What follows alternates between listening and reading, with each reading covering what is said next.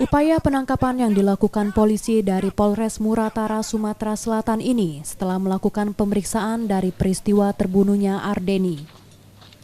Dari penangkapan itu, polisi mengamankan bapak dan anak Harun Sohar dan Alexander, warga desa Jadimulya, Kecamatan Nibung, Kabupaten Musirawas Utara.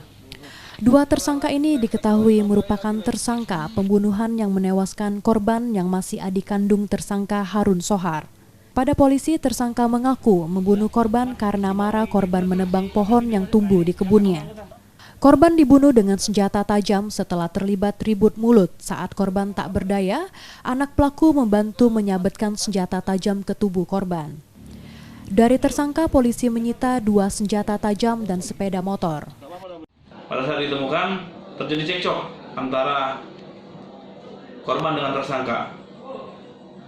Menurut tersangka, korban melakukan perlawanan atau akan memukul tersangka, namun karena tersangka sudah emosi, tersangka atas nama Harun Sohar langsung menepaskan parang yang sudah mereka bawa ke arah leher.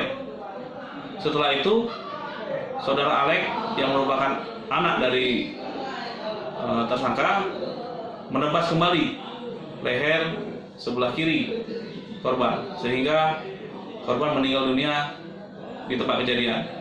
Kedua tersangka kini ditahan di tahanan Polres Muratara untuk proses hukumnya dan terancam hukuman 20 tahun penjara. Sukma Aldino, Kompas TV, Muratara, Sumatera Selatan.